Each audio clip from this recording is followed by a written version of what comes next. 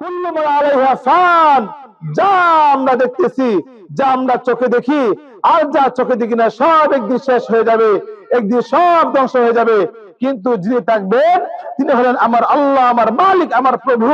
কুল্লু মান আলাইহা ফান ওয়া ইয়াবকা ওয়াজহু রাব্বিকা যুল জালালি ওয়াল ইকরাম, সব একদিন ধ্বংস হয়ে যাবে, তুলার মতো উঠতে থাকবে।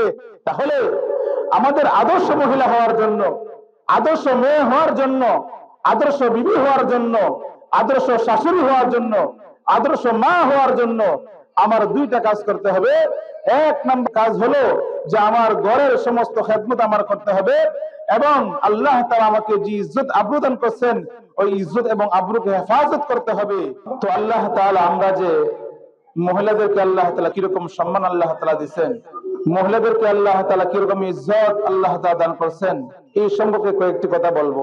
হযরত আসমা বিনতে ইয়াজিদ রাদিয়াল্লাহু তাআলা আনহা একবার আল্লাহর নবীজি বসে আছেন, সাহাবাদেরকে নিয়ে আলোচনা করতেছেন।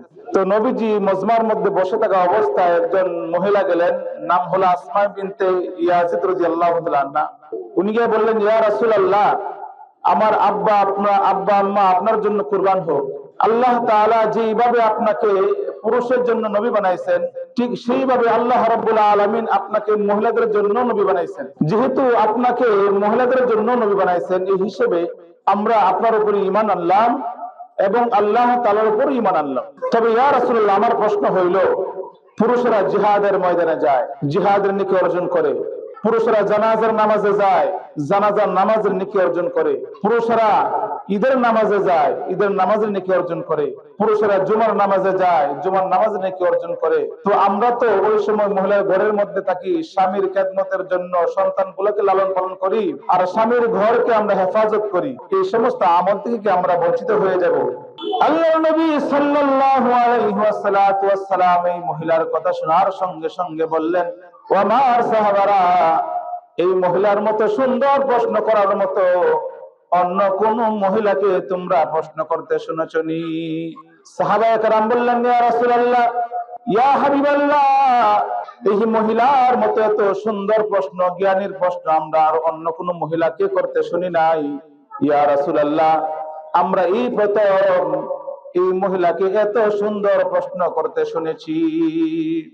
আল্লাহর নবী সাল্লাল্লাহু আলাইহি ওয়াসাল্লাম বলেন, ও আসমা বিনতে ইয়াজিদ, তুমি লক্ষ্য করে শোনো এবং যাদের কাছ থেকে তোমাকে পাঠানো হয়েছে তুমি ওই সমস্ত মহিলাদেরকে শোনায় দিবা। পুরুষেরা জিহাদের ময়দানে যাবে, জিহাদের ময়দানে গিয়া জিহাদের নেকি অর্জন করবে, কিন্তু মহিলা যদি ঘরের মধ্যে স্বামীর খেদমত করতে পারে, সন্তান গুলাকে লালন পালন করতে পারে, স্বামীর ঘরকে হেফাজত করতে পারে, স্বামীর মালকে হেফাজত করতে পারে, নিজের ইজ্জত আবরু হেফাজত করতে পারে, পুরুষেরা জিহাদে যায় যে নেকি অর্জন করবে, আল্লাহ রাব্বুল আলামিন মহিলাকে এই পরিমাণ নেকি দান করবে।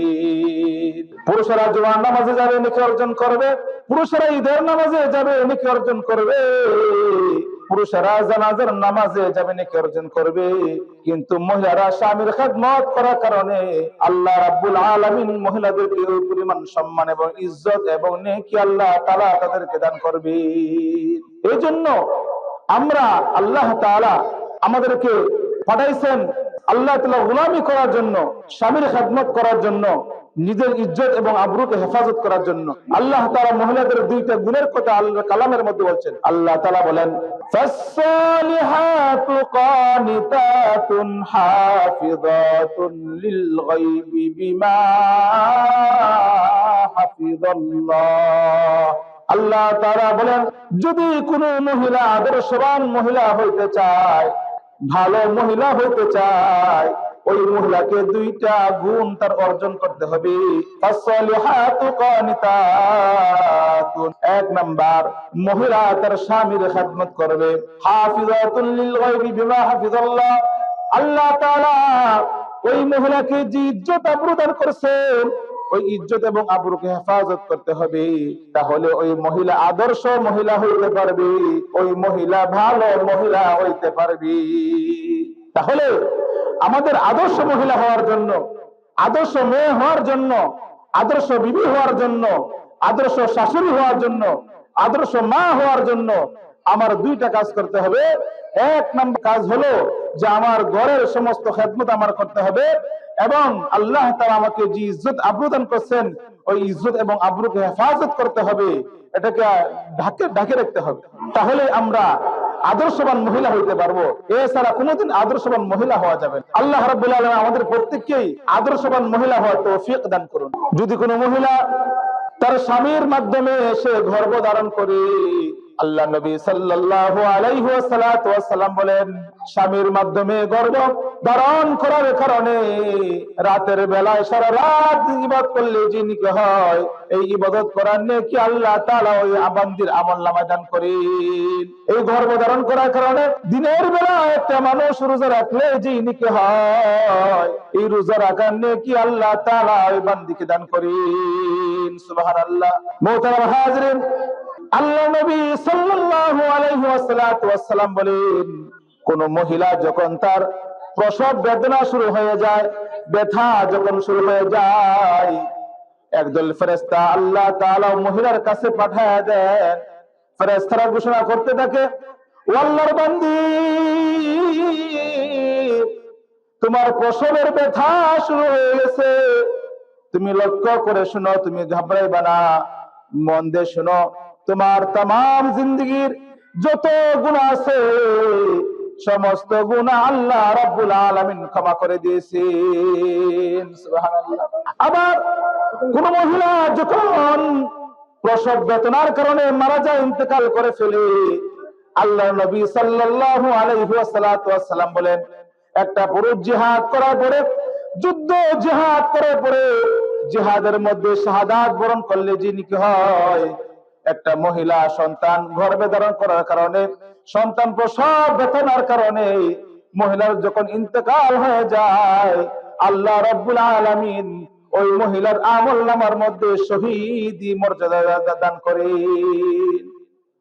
মুহতারাম হাজিরিন, আবার একটা মহিলা যখন তার সন্তানকে দুধ পান করাইতে থাকে, প্রতি ফোঁটার বিনিময়ে আল্লাহ রাব্বুল আলামিন ওই মহিলাকে ওই প্রত্যেক ফোঁটার পরিমাণে আল্লাহ তাআলা নেকি দান করেন।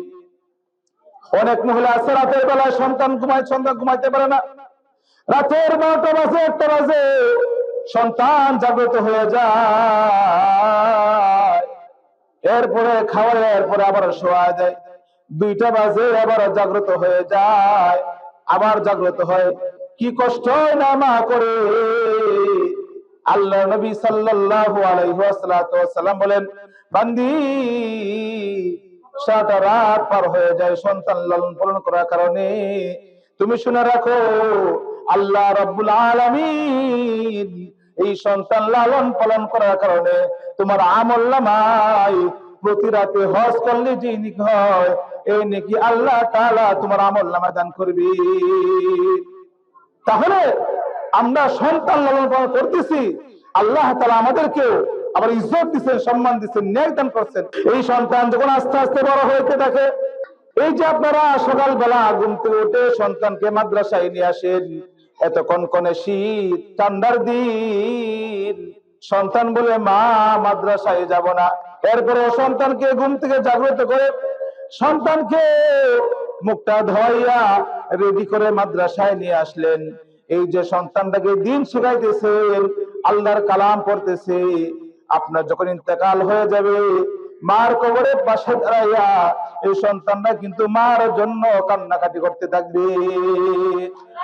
আপনি যখন ইন্তেকাল হয়ে যাবে, আপনি যখন কবরে শুয়ে থাকবেন, আপনার সন্তান এবার কবরের পাশে গিয়ে বলবে, রব্বির হামহুমা কামা রব্বায়ানি সগীরা, রব্বির হামহুমা কামা রব্বায়ানি সগীরা।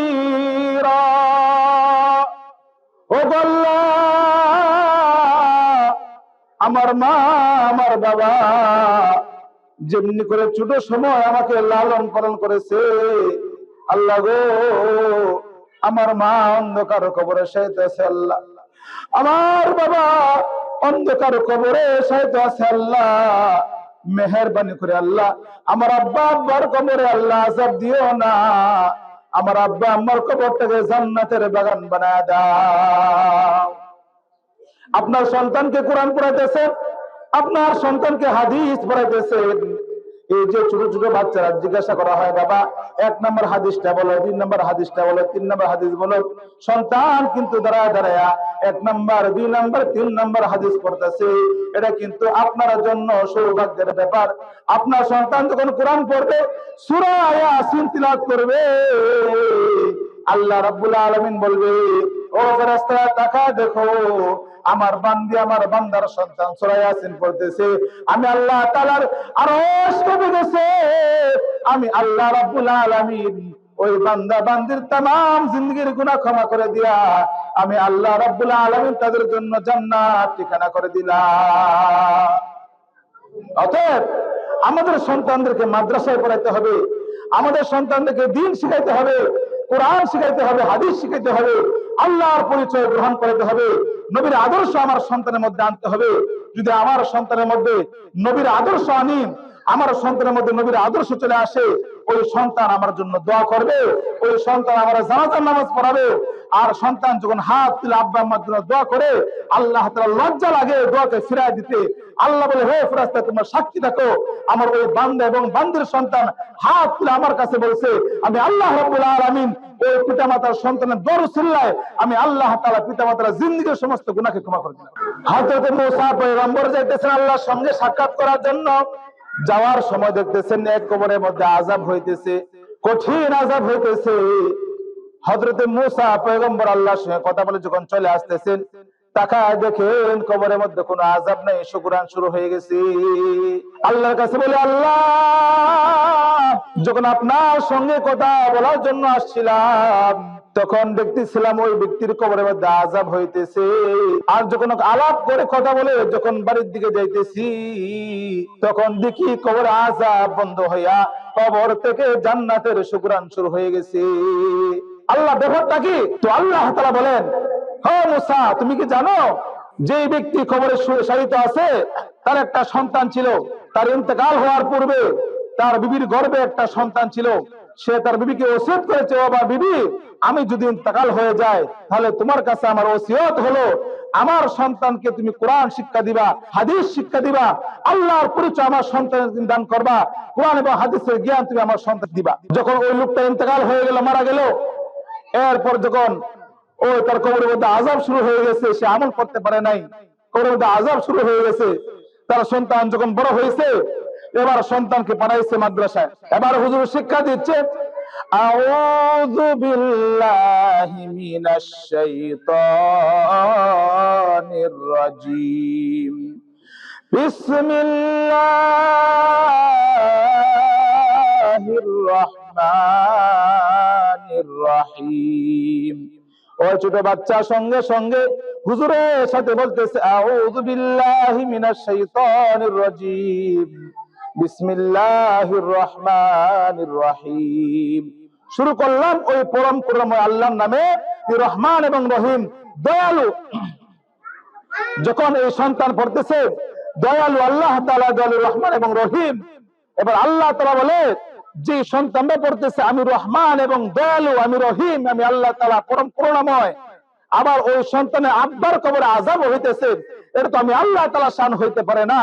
যাও আমার ফেরেশতা তোমরা সাক্ষী দেখো, যে সন্তান বলতেছে আমি আল্লাহ তাআলা রহমান, আমি আল্লাহ তাআলা রহিম, ওই সন্তানের উসিলায়, এই সন্তান যেহেতু আমাকে রহমান এবং রহিম বলতেছে, এই সন্তানের সূরা বিসমিল্লাহ পড়া উসিলায় আমি আল্লাহ রাব্বুল আলামিন ওই সন্তানের আব্বার কবরের গুনাহকে মাফ করে দিয়া, আযাবকে মাফ করে দিয়া আমি আল্লাহ রাব্বুল আলামিন ওই সন্তানের আব্বার কবরটাকে জান্নাতের বাগান বানিয়ে দেন। সুবহানাল্লাহ। অতএব আমরা যে আমাদের সন্তানদেরকে মাদ্রাসায় নিয়ে আসি, আমাদের সন্তানদেরকে দ্বীন শিখাইতেছি, এটা হলো আমাদের জন্য সবচেয়ে বড় নিয়ামত। এটা আমাদের করা দরকার, সন্তানকে দ্বীন শিখাইতে হবে, আল্লাহর পরিচয় আমাদেরকে গ্রহণ করতে হবে। আল্লাহ তাআলা আমাকে পাঠাইছেন জমিনে আল্লাহর গোলামি করার জন্য। আল্লাহ তাআলা বলেন, ওমা খালাকতুল জিন্না ওয়াল ইনসা ইল্লা লিয়াবুদুন, আমি আল্লাহ তাআলা মানুষকে জমিনে পাঠাইছি একমাত্র আমি আল্লাহ তাআলা গোলামি করার জন্য। মা খালাকতুল জিন্না ওয়াল ইনসা ওয়া জুজ ইবাদত নিস্তে মাকসুদ আজজাহা, মানুষ জমিনে আসবে একমাত্র তার রবের গোলামি করবে, আল্লাহর গোলামি করবে। তো রবের গোলামি করতে গিয়া আল্লাহর গোলামি করতে হলে আল্লাহর পরিচয় জানতে হবে, আমার রবের পরিচয় জানতে হবে। কুল হুয়াল্লাহু আহাদ আল্লাহুস সামাদ লাম ইয়ালিদ ওয়া লাম ইউলাদ ওয়া লাম ইয়াকুল লাহু কুফুয়ান আহাদ। আল্লাহ তাআলা তার পরিচয় তার কালামের মধ্যে বলেন, হে নবী কুল হু আল্লাহু আহাদ, হে নবী বলে দেন আল্লাহ তাআলা এক, আল্লাহ তাআলা অদ্বিতীয়, আল্লাহ তাআলা আর কোন ইলাহ নাই। আল্লাহুস সামাদ, আল্লাহ তাআলা ও মুকাফিকি, আল্লাহ তাআলা কার প্রতি মুকাফিকি নয়। লাম ইয়ালিদ ওয়া লাম ইউলাদ, আল্লাহ তাআলা কাউকে জন্ম দেন নাই, আল্লাহ তাআলা কারো থেকে জন্ম গ্রহণ করেন নাই। ওয়া লাম ইয়াকুল লাহু কুফুয়ান আহাদ, আল্লাহ তাআলা ছাড়া আল্লাহ তাআলার সমকক্ষ আর কেউ হইতে পারে না। এটা আল্লাহ তাআলা কালামে বলতেছেন কুল হুয়াল্লাহু আহাদ আল্লাহুস সামাদ লাম ইয়ালিদ ওয়া লাম ইউলাদ ওয়া লাম ইয়াকুল লাহু কুফুয়ান আহাদ। আল্লাহ তাআলা কোরআনের অন্য জায়গার মধ্যে বলেন, আফালা ইয়ানজুরুনা ইলাল ইবলি কাইফা খুলিকাত ওয়া ইলাস সামাই কাইফা রুফিআত ওয়া ইলাল জিবালি কাইফা নুসিবাত ওয়া ইলাল আরদি কাইফা সুতিহাত ফাযাক্কির ইন্নামা আনতা মুযাক্কির লাস্তা আলাইহিম বিমুসাইতির।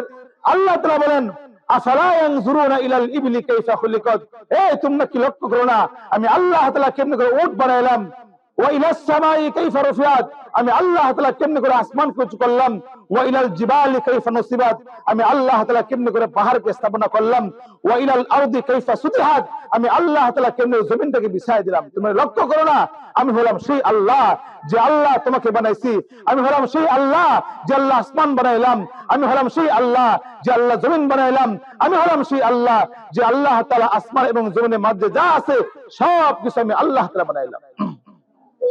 আল্লাহর পরিচয় আমার জানতে হবে, আল্লাহ তাআলা এক, আল্লাহ তাআলা অদ্বিতীয়।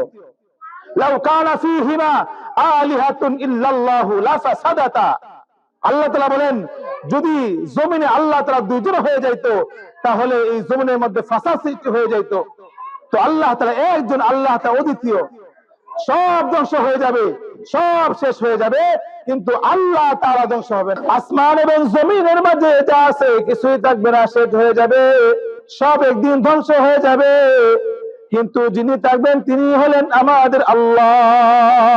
আল্লাহ তাআলা বলেন কুল্লু মান আলাইহা ফান ওয়া ইয়াবকা ওয়াজহু রাব্বিকা যুল জালালি ওয়াল ইকরাম। কুল্লু মান আলাইহা ফান, যা আমরা দেখতেছি, যা আমরা চোখে দেখি আর যা চোখে দেখি না সব একদিন শেষ হয়ে যাবে, একদিন সব ধ্বংস হয়ে যাবে, কিন্তু যিনি থাকবেন তিনি হলেন আমার আল্লাহ, আমার মালিক, আমার প্রভু। কুল্লু মান আলাইহা ফান ওয়া ইয়াবকা ওয়াজহু রাব্বিকা যুল জালালি ওয়াল ইকরাম, সব একদিন ধ্বংস হয়ে যাবে, তুলার মতো উঠতে থাকবে।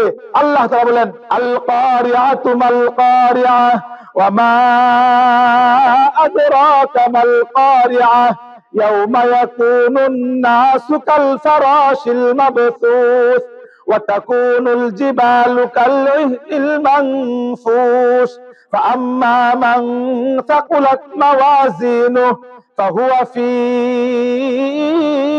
ঈশাতির রাদিয়া, সব ধ্বংস হয়ে যাবে, তুলার মতো সব উঠতে থাকবে। ইসরাফিল সিংহের ফুৎকার জন্য এভাবে দাঁড়ায় আছে।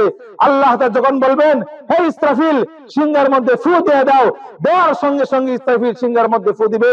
প্রথম যখন ফু দিবে দেওয়ার সঙ্গে সঙ্গে সমস্ত মানুষ শেষ হয়ে যাবে, সব কিছু তুলার মতো উঠতে থাকবে। আর যখন 2 নম্বর ফুৎকার দেওয়া হবে, দেওয়ার সঙ্গে সঙ্গে যত মানুষ হযরত আদম থেকে মৃত্যুবরণ করেছে, যারা আছে যারা আসবে, সমস্ত মানুষ কবর থেকে উঠতে থাকবে। আর যখন 3 নম্বর ফুৎকার দেওয়া হবে, দেওয়ার সঙ্গে সঙ্গে হাসরের মাঠ কায়েম হয়ে যাবে। এবার আল্লাহ তাআলা বলবেন কে আছো দুনিয়ার মধ্যে বড়াইগিরি করতা, বাহাদুরি করতা, ক্ষমতা দেখাইতা, বাহাদুরি করতা, কিন্তু আজকে ক্ষমতা একমাত্র আমি আল্লাহ রাব্বুল আলামিনের। আজকে এই কিয়ামতের ময়দানে কারো কোনো ক্ষমতা চলবে না, যার ক্ষমতা চলবে একমাত্র আমি হলাম আল্লাহ রাব্বুল আলামিন। কিয়ামতের অবস্থা এমন ভয়াবহ হবে, আল্লাহ রাব্বুল আলামিন বলেন ইয়াউমা ইয়াফিরুল মারউ মিন আখিহি ওয়া উম্মিহি ওয়া আবিহি ওয়া সাহিবাতিহি ওয়া বানিহি। কিয়ামতের হালত এমন একটা অবস্থা হবে, ওই সূর্যটা মাথার অর্ধ হাত উপরে চলে আসবে, জমিনটা তামা হয়ে যাবে, মানুষের মাথার মগজগুলা বাতের মারের মতো ঠকবক করে ফুটতে থাকবে। আল্লাহর নবীর বিবি হযরত আয়েশা রাদিয়াল্লাহু তাআলা আনহা বলেন, ইয়া রাসূলুল্লাহ, ইয়া হাবিবাল্লাহ, কাল কিয়ামতের ময়দানে মানুষ তো উলঙ্গ অবস্থায় উঠবে, আমাদের তো লজ্জা লাগবে। আল্লাহ নবী সাল্লাল্লাহু আলাইহি ওয়াসাল্লাম বলেন, আয়েশা, তুমি যে উলঙ্গ অবস্থায় উঠবে, তোমার নিজের খেয়াল তো তুমি নিজে রাখতে পারবা না, অন্যের খেয়াল তুমি কেমনে রাখবা? আল্লাহ তাআলা বলেন, ইয়াউমা ইয়াফিরুল মারউ মিন আখিহি ওয়া উম্মিহি ওয়া আবিহি ওয়া সাহিবাতিহি ওয়া বানিহি। কাল কিয়ামতের ময়দানে বাবা তার সন্তানকে দেখে পলায়ন করবে, সন্তান তার বাবাকে দেখে পলায়ন করবে, বিবি তার স্বামীকে দেখে পলায়ন করবে, ভাই তার ভাইকে দেখে পলায়ন করবে, বন্ধু বান্ধব তার বন্ধু বান্ধবকে দেখে পলায়ন করবে, কেউ কারো সঙ্গী হবে না।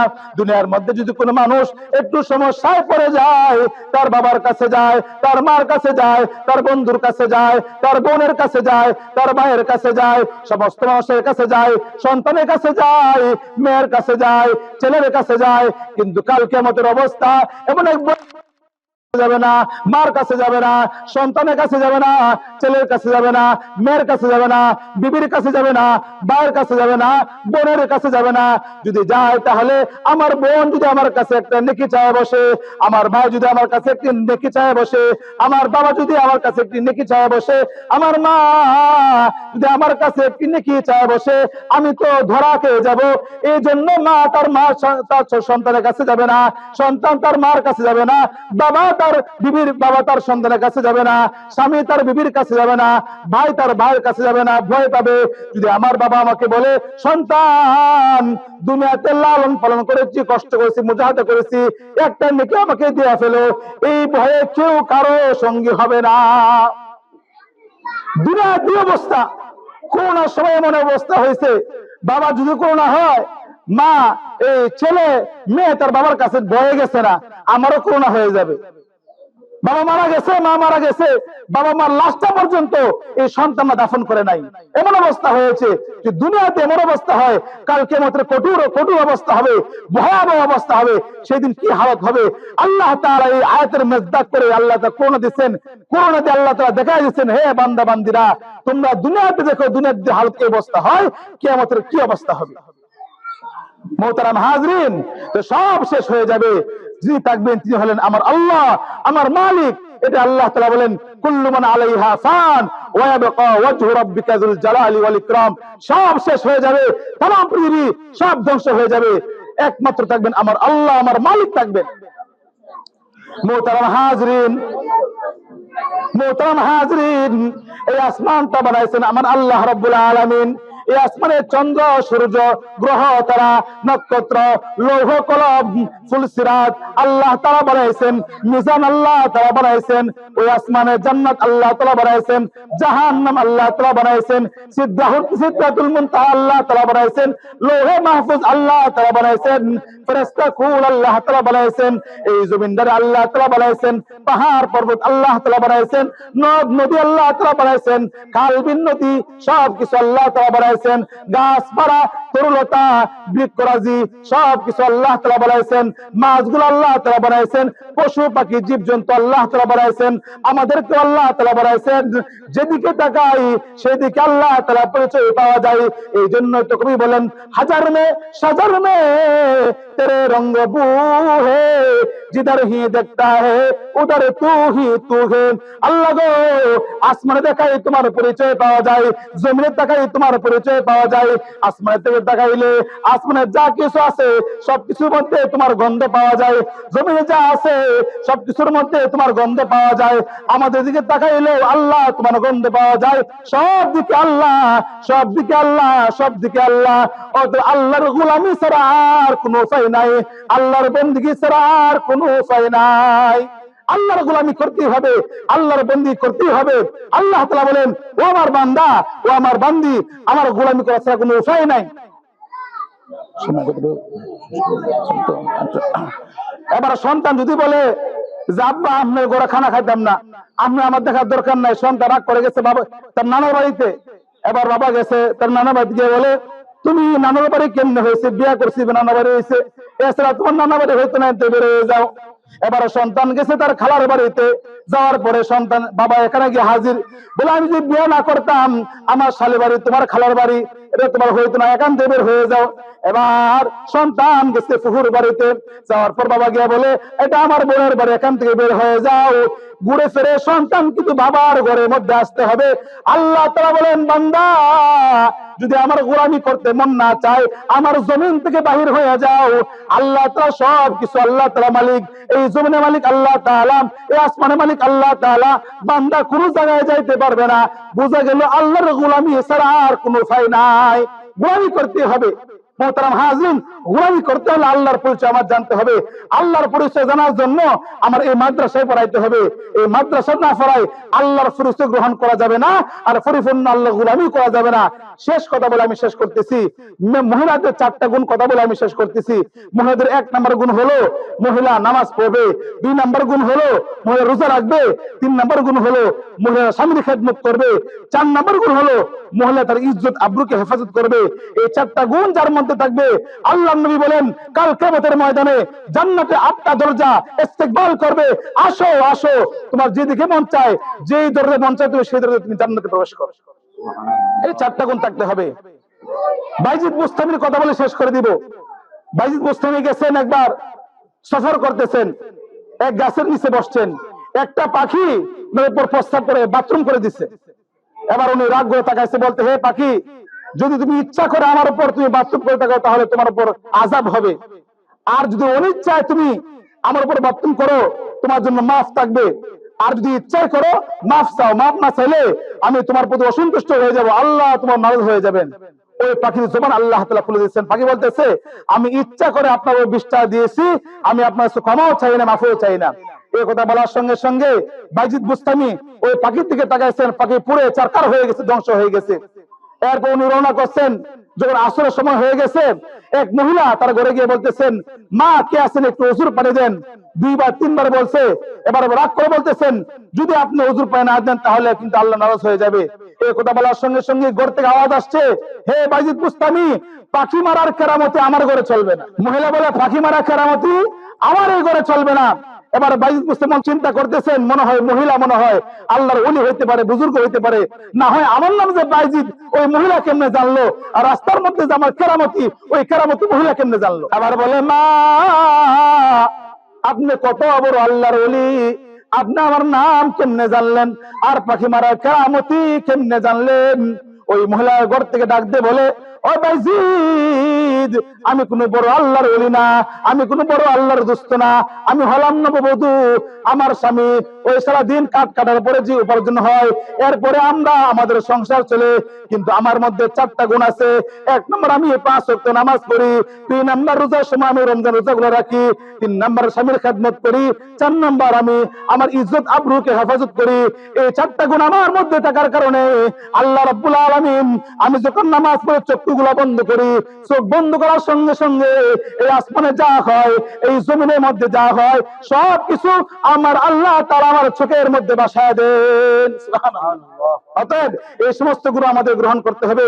এই আল্লাহ তাআলা আমাদের প্রত্যেকই আদর্শ মহিলা হওয়ার তৌফিক দান করুন এবং আমাদের সন্তানদেরকে মাদ্রাসায় পড়ার তৌফিক দান করুন। আমিন। যে কথাগুলো বললাম তো আমল করার তৌফিক দান করুন।